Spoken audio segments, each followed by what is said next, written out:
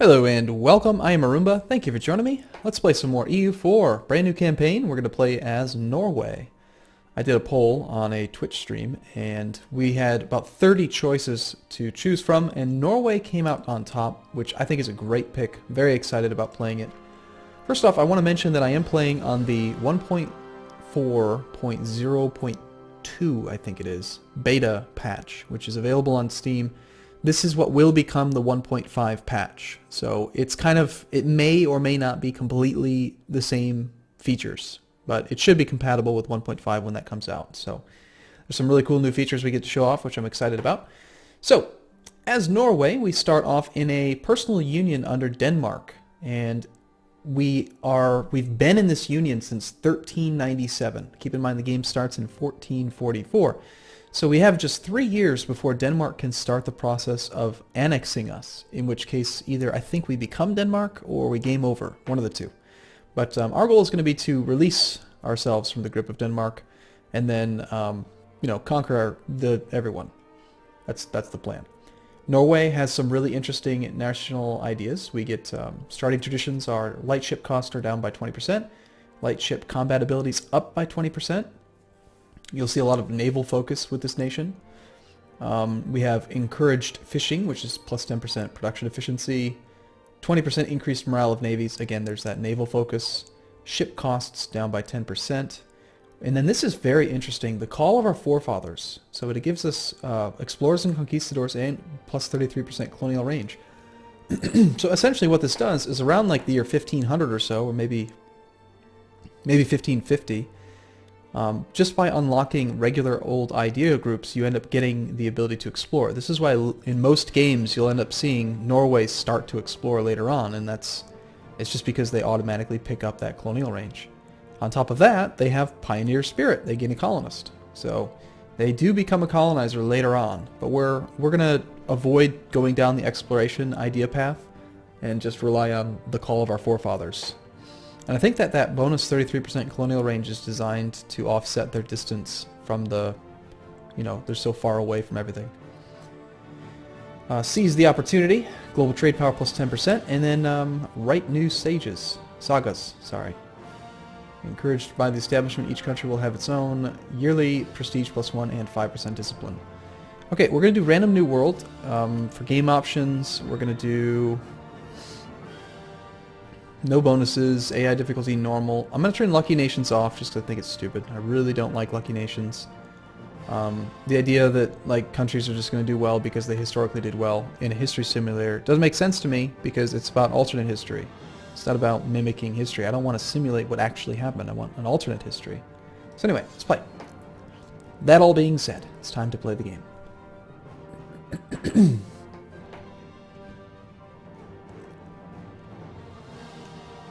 It's taking a little while longer because it's generating the random map.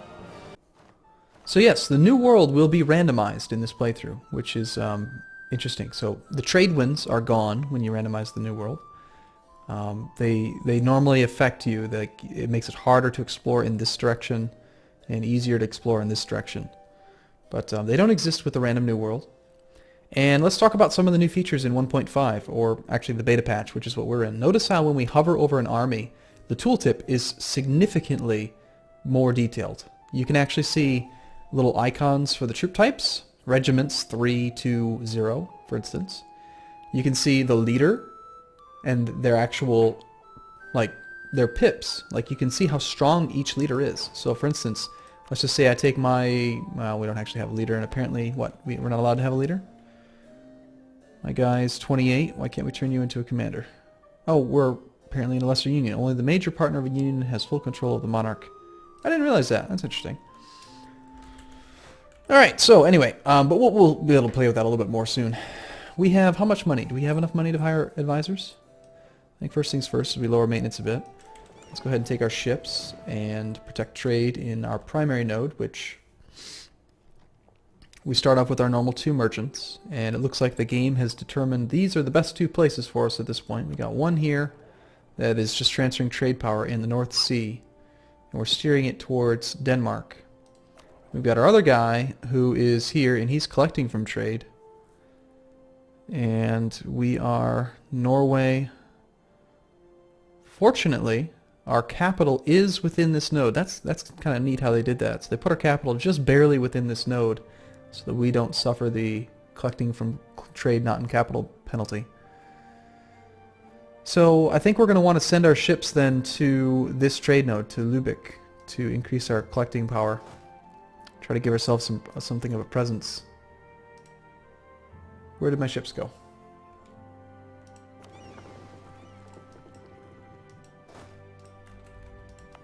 Ah, okay, there we go. Protect trades in Lübeck. That sounds pretty good.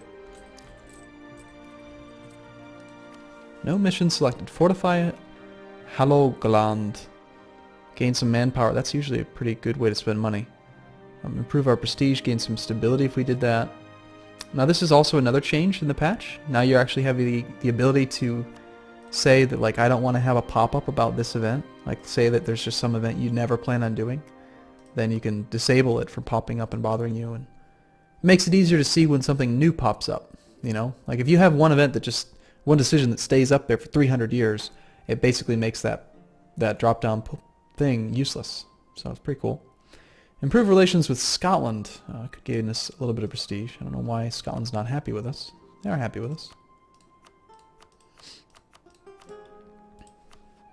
Alright, so how are we going to get out from underneath Denmark? That's the main question. Denmark has more power than we do. Denmark starts off with 9,000 troops, and we start off with 6,000. And then, because they also have Sweden under the personal union as well, if we declare war on Denmark, Sweden will end up helping them. So we actually have to face 10,000 plus 9,000.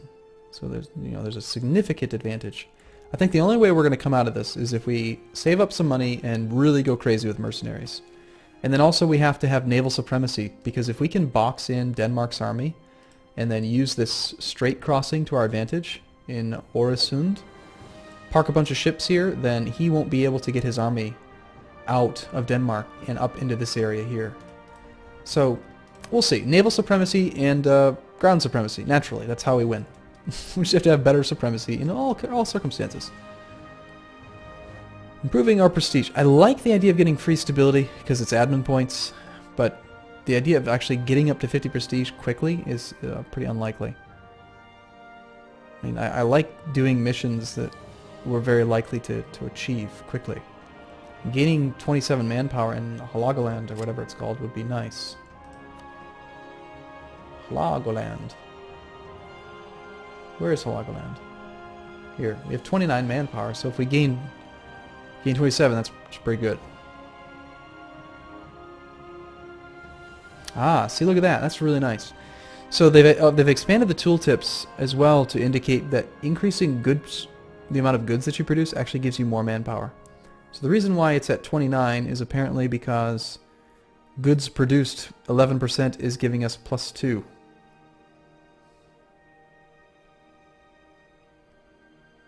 Oh, interesting. That's the other thing that they did. They got rid of the base being like some big huge number and then some weird modifier on it. Now it's just showing an actual base of whatever.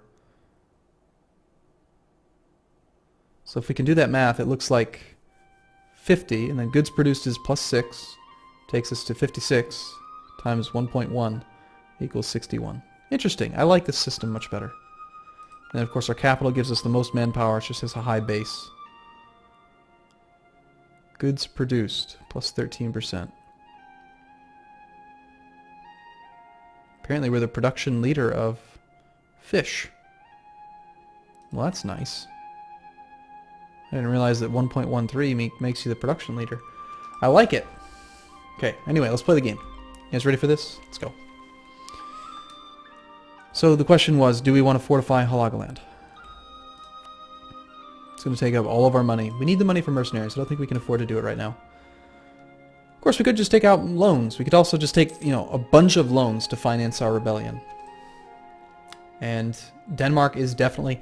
I was reading about it in the forums, like the times when you consider or should consider just deeply going into debt is when you're going to face somebody that you are bound to come up against no matter what.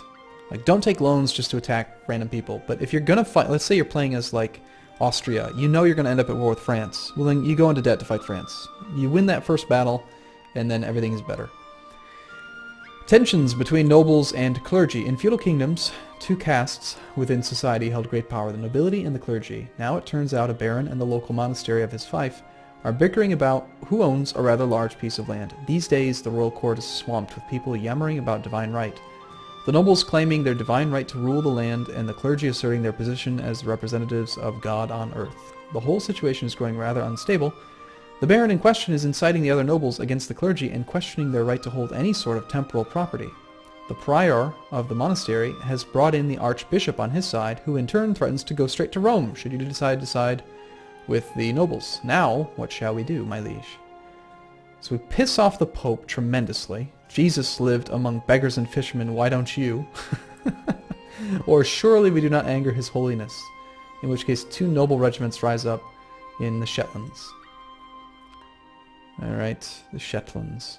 I apologize, I'm not very familiar with my own lands. The Shetlands. Is that a location? The Shetlands. Oh, it's apparently an island. Well, that's going to be terrible having to deal with that. But yeah, I don't want to piss off the Pope, do I? Pissing off the Pope will reduce our papal influence growth. We're not really gaining very much yet. Our personal union leader actually owns one of the...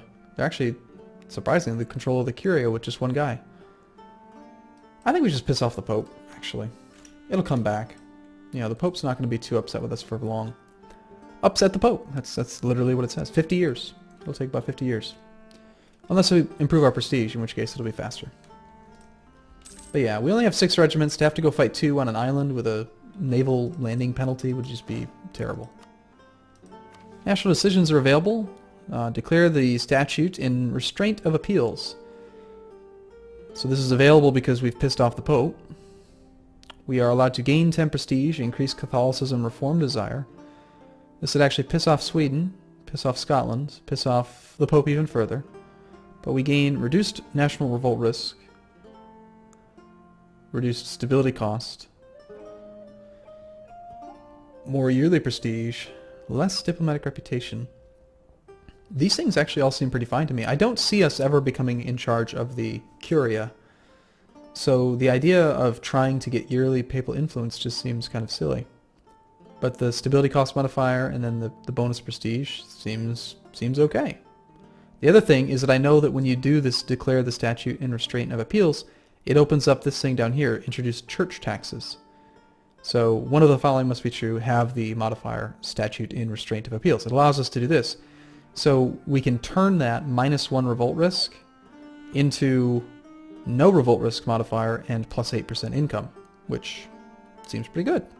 So I'm basically looking at it like, okay, gain prestige, lower stability cost, and piss off the Pope, piss off, you know, give up on controlling the Curia. Sounds awesome. Let's do it.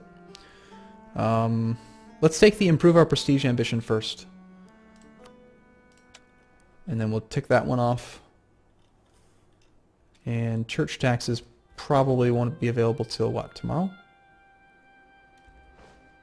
Oh, we have to have the theologian as well. I didn't realize we had to have both of them. Is it permanent or is it only when we have the theologian? Inquisitor, philosopher. We don't actually have a theologian available. That's fine. I don't think we can afford to have any advisors right now.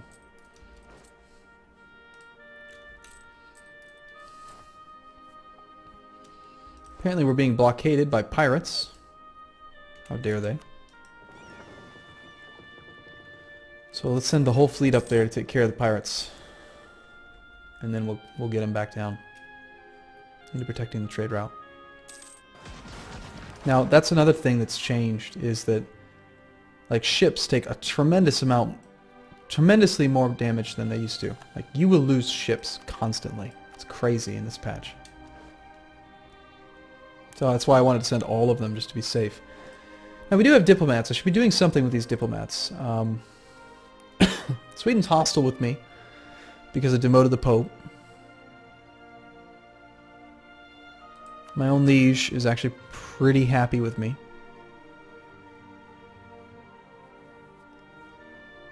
Even though we're going to attack them.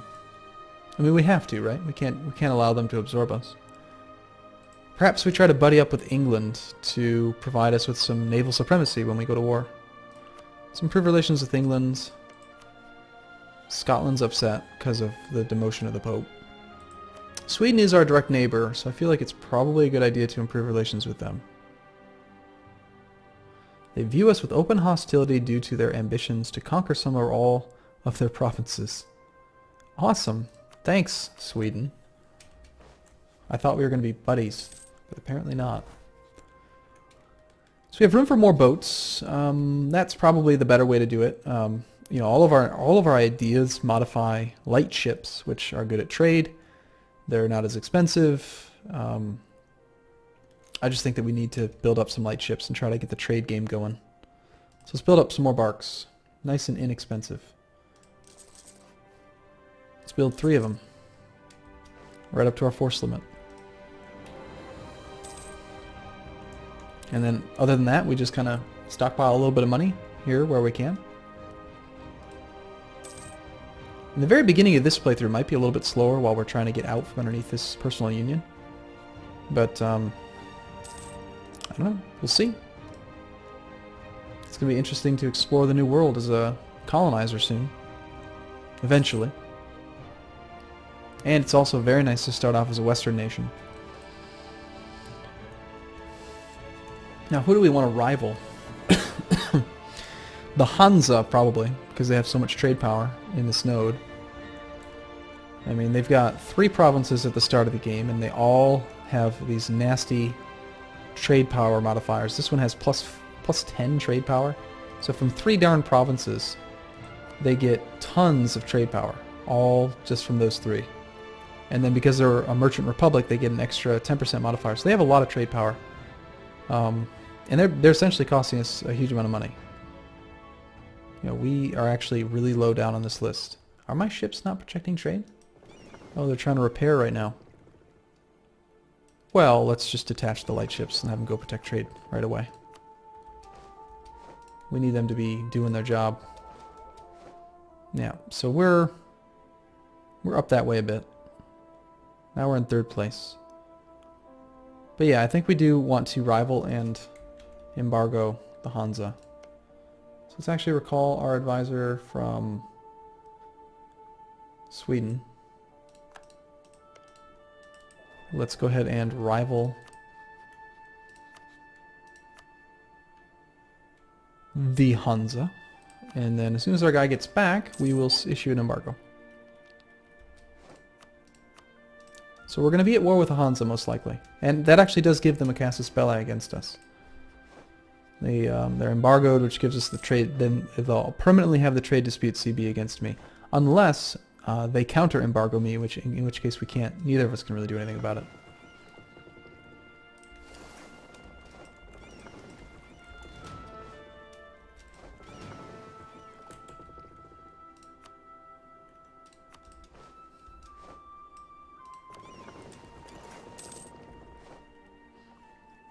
More pirates up there. I guess we'll just send the 3 heavies. I don't want this land to be blockaded. We also have some unaccepted cultures to work on. Apparently just that province, that one. But still, 25 diplo power to convert it. Probably a good idea. Local manpower modifier minus 33%. I really, really like that change. Makes it so much easier to see how your manpower works.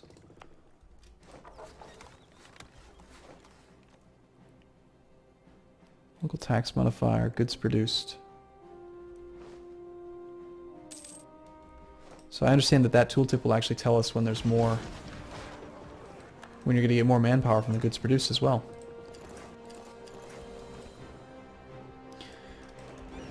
Alright, well I think I'm going to take a break here. I appreciate you watching, and please do support the series by liking the video if you do like this series, if you like EU4. And you can also help out by liking the playlist as well. Episode 1 of this, of course, will be in the playlist. Liking the playlist does help out with promoting it to whoever's searching for EU4 searches and content. So thank you so much for watching, everyone. I look forward to seeing you in the next video. See you again soon.